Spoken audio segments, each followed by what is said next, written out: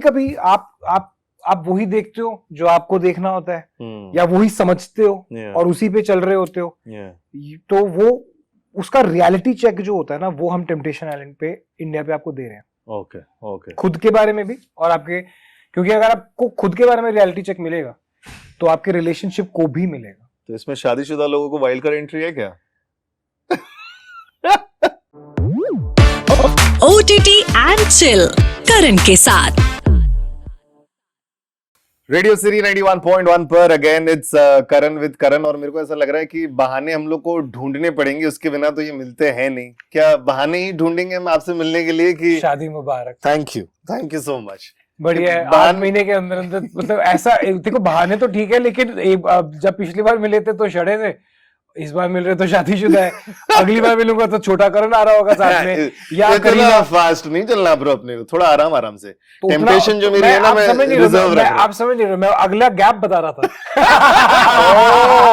बढ़िया भाई, ये क्या है मतलब? अब ये सब बहाने ही ढूंढते रहेंगे कि आपसे मिलने के लिए, उसके बिना आप नहीं मिलेंगे क्या? देखिए, हम सब जानते हैं हाँ कि आप कितने टेम्प्टेड थे जी, तो उस हिसाब से तो हम ना ही मिले तो अच्छा है। नहीं यार, ऐसा कुछ नहीं है। I love talking to you, I love chit chatting with you, है ना। बट मैं आया भी था आपके ऑफिस रेडियो सिटी, आप नहीं थे वहां पर। ओह, मैं शादी की छुट्टी में रहूंगा, so maybe I might have missed out. और by the way, Karva Chauth का व्रत रखा है। हाँ, ये जो इंटरव्यू how शूट nice. हुआ है, ये करवा चौथ के टाइम हुआ है गाइस। अगर आप बाद में देखेंगे कभी तो प्लीज थैंक यू। इंस्पिरेशन है, इंस्पिरेशन करना चाहिए। मुझसे होगा कि नहीं, बट करना चाहिए यार मैं तो सच बता रहा हूँ ना, मेरी वाली का नाम सिमरन है। तो जब DDLJ आई थी ना, तब से मैंने सोचा था कि राज सिमरन के लिए व्रत रखेगा, कि शाहरुख ने भी रखा था DDLJ में ना, तो तब से मेरे मन में था कि बिग शाहरुख फैन ना। अच्छा, नो कमेंट्स। भाभी, आई एम विद यू। लेकिन भाई देखो, सबसे पहले तो मेरे को ये पूछना है, everybody wants to discuss this with you, कि यार करण को इतना सारा चीज ऑफर होते रहता है लाइफ में, एक ऐसी क्या चीज है जो उसको रियलिटी के शो के टुवर्ड्स पुल कर देती? क्या चीज है वो? आई डोंट थिंक कि मैं रियलिटी शो की तरफ पुल होता हूँ। आई थिंक जब एक शो आता है टेम्पटेशन आइलैंड के जैसा, तो आई थिंक मुझे लगता है कि I understand people very well and I relate with them. और ये शो ह्यूमंस के बारे में, at the end of the day हमारे जो कपल्स, हमारे जो टेम्पटर्स हैं, वो हैं तो ह्यूमन बीइंग्स, एंड उनकी भी इनसिक्योरिटीज हैं, उनकी भी फीलिंग्स हैं, दे आल्सो गेट हर्ट। तो उनको, मुझे लगता है कि उनको लगता है कि यार ये समझ जाता है थोड़ा, और वो लोग भी कंफर्टेबल हो जाते हैं, दे open up, and so I think it's the type of the show जो उनको लगता है कि यार ये कर लेगा, उनको लगता है। अच्छा, but what is temptation island all about? जो जिन्होंने नहीं देखा है, इंडिया में फर्स्ट टाइम सुन रहे हैं, समझ में आ रहा है थोड़ा थोड़ा, नहीं समझ में आ रहा प्रोमो देख के, अगर करण को समझाना हो कि क्या है टेम्पटेशन। सो बेसिकली एक सोशल एक्सपेरिमेंट है। अच्छा, ठीक है। टेम्पटेशन आइलैंड इंडिया जो है, उसका एक बहुत ही सिंपल सा फॉर्मेट है कि हम कुछ कपल्स हैं, कुछ जो अभी 4-5 महीने से डेट करें, कुछ 10-10, 11-11 साल से हैं, सबको कुछ ना कुछ जानना है अपने रिलेशनशिप के बारे में। और हम इसको एक प्यार की परीक्षा भी बुला रहे हैं। इनको हम लेके आते हैं और उनको हम अलग अलग विलास में डाल देते हैं। तो लड़कों के साथ हमारी टेम्पटर्स आती हैं, जो कि बहुत ही ब्यूटीफुल, बहुत ही सब्सटेंस वाली, बहुत ही जिनको बोलते हैं कि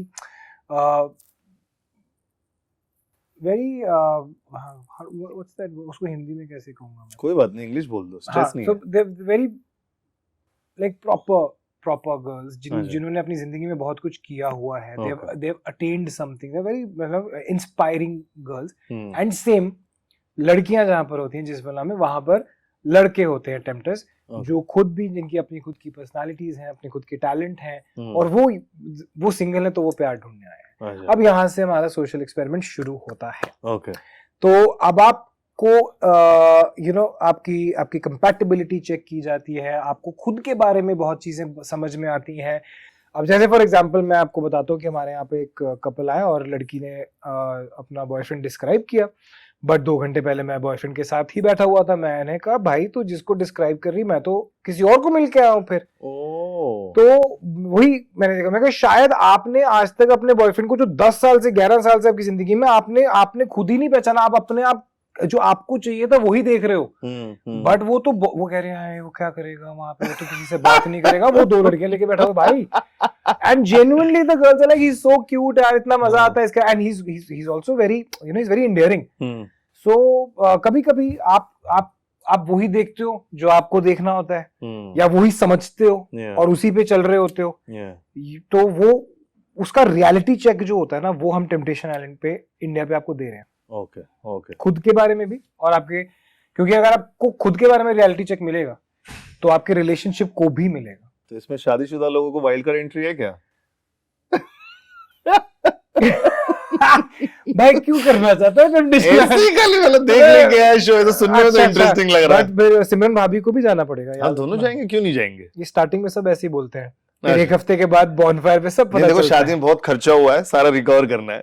अच्छा बर्बादी ना हो जाए करण। वो तो नहीं होगा। देखो कुछ लोगों को मैं यही सलाह दूंगा कि अच्छे जा रहे हो, अच्छे जा रहे हो। अच्छा बट इसमें करण का मैजिक मसाला क्या है?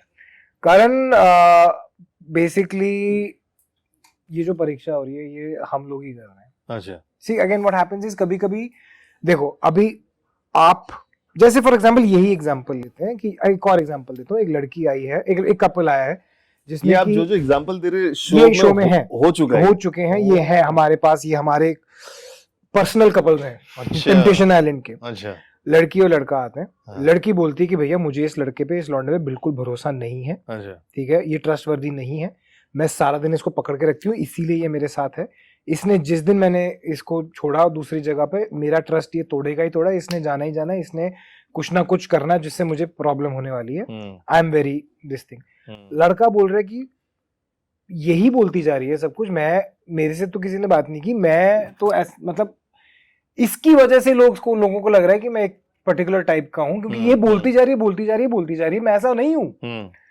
टेम्पटेशन आइलैंड पे गए, हफ्ता हो गया, लड़के ने स्ट्रिक्टली मेंटेन किया कि देखो भैया मेरी गर्लफ्रेंड है, तो एक लिमिट है वो मैं नहीं क्रॉस करूंगा, आप बहुत खूबसूरत हैं, आप बहुत अट्रैक्टिव, आप इंटेलेक्चुअल भी हैं, you are beautiful to talk to, आप मुझे बहुत कुछ सिखा रही हैं, लेकिन और वहां पर जो हमने एक्सपेक्ट नहीं किया था उसको कोई और मिल गया, और वो जेन्युइनली, बिकॉज वही मैं उसको समझा, अब there this is where I come in, I said listen, तुमने एक फेरी टेल रोमांस सोच रखा था, तुमने बचपन से एक आइडियल लड़का सोच रखा था जो ये करे, जो ऐसा दिखे, जो ऐसी बात करे, जो यहाँ से आए, जो मुझे यहाँ लेके जाए, जो मेरे साथ मैं इसको यहाँ लेके जाऊं।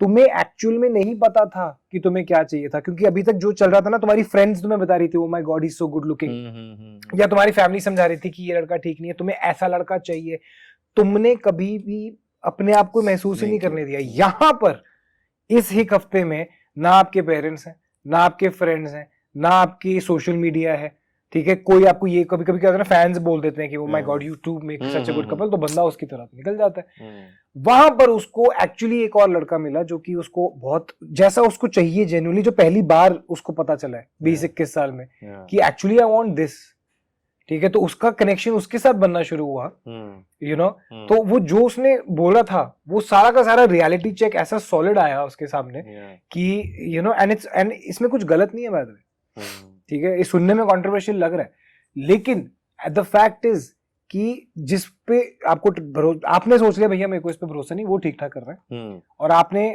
जो आपको लगा था मैं तो सिर्फ ये करने आई हूँ, वहां पर आपको एक्चुअली रियलाइज हुआ कि I also like people who do this. अच्छा, मुझे ये वाली अटेंशन भी पसंद है, मुझे ये छोटी छोटी केयर, मेरे लिए उठ के खाना कोई बनाता तो मुझे पसंद आ रहा है, वो मेरे को थोड़ा सा मेच्योर लड़का चाहिए था, मैं अभी तक यू नो थोड़ा सा एज डिफरेंस की वजह से एक मुझे ये भी पसंद आ रहा है। सो इतनी सारी एक्सपेक्ट दी अनएक्सपेक्टेड मोमेंट्स हो ना, हम भी बैठे थे यार ये क्या हो गया, हर बॉल पे ट्विस्ट आ रहा है, कुछ ना कुछ आते हैं, काफी ट्विस्ट हैं जो कि जो हम समझ जाते हैं। ओके ओके, और हफ्ते के एंड में हम उनको दिखाते भी हैं कि आपके पार्टनर्स ये कर रहे हैं, अच्छा, और आप ये कर रहे हो, ठीक है, और उनको भी बताया जाता है कि देखो आपकी पार्टनर्स ने ये किया है। तो बहुत लड़ाई झगड़ा भी होगा इसमें, देखो लड़ाई झगड़ा is a after effect of realisation. Okay, तो वो भी दिखाएंगे ना लोगों को। स्टार्टिंग में आपको गुस्सा आएगा, फिर जब आप सोचोगे कि इसने ऐसा क्यों किया, तो आपको समझ में आएगा यार मैं तो, अच्छा अब ये एक लड़का जो है वो अपनी लड़की के लिए, अपनी गर्लफ्रेंड के लिए इतना कुछ किया उसने, और उस लड़की ने बोला कि यार आज तक मुझे डेट पे नहीं लेके गया, तो पहले उसको बड़ा गुस्सा आया, यार मैंने डेट पे नहीं लेके गया, मैं पूरी दुनिया घुमा के लाया, मैंने ये किया, मैंने उसके लिए ये किया। तो मैंने उसको बोला, मैं कहा भाई ये तूने किया, पर तूने क्या कभी पूछा कि भाई इसको एक ढाबे पे ही ले जा खाना खिलाने? वो तूने नहीं किया। अगेन जो तुझे लग रहा था, तो पहले उसको बहुत गुस्सा आया, पहले बड़ा हर्ट फील हुआ, फिर देन ही रियलाइज्ड एक्चुअली जो उसको चाहिए उसके बारे में मैंने कभी सोचा ही नहीं था। You know, so these things also come.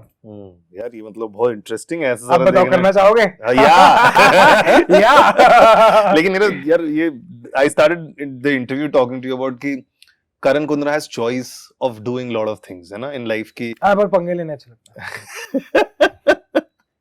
ये कर सकते हैं, वो कर सकते हैं, लेकिन मजा किस में ज्यादा आता है ऐसे इन टर्म्स ऑफ चैलेंजिंग? क्या लगता है आपको कि यार ये टाइप के शोज करने हैं कि डेली सोप करने हैं कि मूवीज करनी है? देखो चैलेंज, आई मीन आपके क्वेश्चन में ही मेरा आंसर था। I love challenges. After a given point सबके पास घर है, सबके पास गाड़ी है, सबके पास रुतबा भी है। उसके बाद फिर आप थोड़ा जब आपको पता है कि यार फ्यूचर सिक्योर है, घर वालों की भी रिस्पॉन्सिबिलिटी हो गई है, फिर आप सोचते हो यार अब एग्जैक्टली चाहिए क्या। और हर एक के करीब में ऐसे होता है ना, जब हम इंजीनियरिंग कॉलेज से निकलते हैं या जो भी करते हैं, पहले तो यही होता है ना भैया जो बेसिक चीजें वो कर लो सॉर्ट। तो वो मैं पहले कर चुका था। तो मैं समझ गया था कि भाई नो टच में ये लकड़ भी है कि नहीं, ठीक है। तो उसके बाद मुझे रियलाइज हुआ कि यार I love challenges and I love overcoming them, and मेरा पूरा करियर उसी पे बेस्ड है। Okay but over the 15 years थोड़ा ऊपर नीचे भी रहा है, कभी सिंगल निकले हैं, कभी डॉट बॉल निकले हैं, कभी चौके निकले हैं। कैसे खुद को आप मोटिवेट रखते हैं? क्या बोलते हैं कि यार ठीक है यार सिक्सर लगेगा, अगला ओवर मैं खेल लूंगा एक और? हाँ वही होता है। See again, it's not about एक तो देखो हमारी जो इंडस्ट्री है उस पे कंसिस्टेंट रहना ज्यादा जरूरी है, क्योंकि you are only as successful as your last hit, ठीक है। But if your last hit is pretty big तो वो एक हेल्प करता है।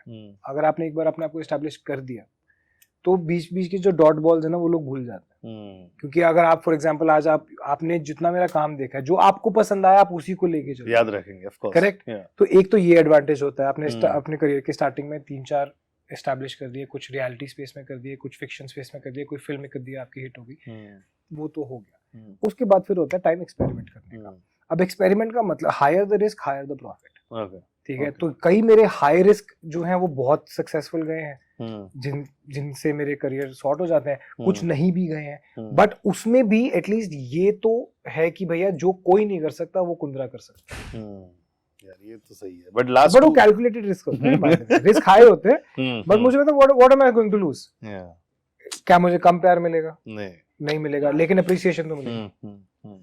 लेकिन लास्ट 2 इयर्स में ऐसा कभी मन में ऐसा आता है, जैसे अभी मेरी शादी होगी, मेरे को ऐसा लगता है मैं थोड़ा बड़ा हो गया हूँ। ऐसा लास्ट 2 इयर्स में जो आपकी लाइफ में जो चेंजेस आए हैं in terms of there has been a new innings और maybe something better has happened after Bigg Boss, तो ऐसा कभी आपको ऐसा महसूस होता है कि मैं थोड़ा और बड़ा हो गया हूँ पिछले 2 साल में इन टर्म्स ऑफ? मुझे तो पिछले 2 साल के मुझे लगता है मैं और छोटा हो गया हूँ, लेकिन मैं और केयरफ्री हो गया हूँ, यू नो, एंड बिकॉज़ मेरी पार्टनर भी ऐसी है ना, तो मुझे तो लगता है कि हम मतलब ये कहाँ थी भाई तू इतने साल। हम तो see again maturity is how you deal with things. अब इस मैच्योर अगर आप फाइनेंशियल डिसीजंस करेक्ट ले रहे हो, अगर आप करियर डिसीजंस होपफुली अगर करेक्ट ले रहे हो, इसका मतलब ये नहीं कि जिंदगी दिन भर भी आप बूथा सुझा के घूमते रहो। हंसो खेलो मजाक करो भाई, आज में रहो।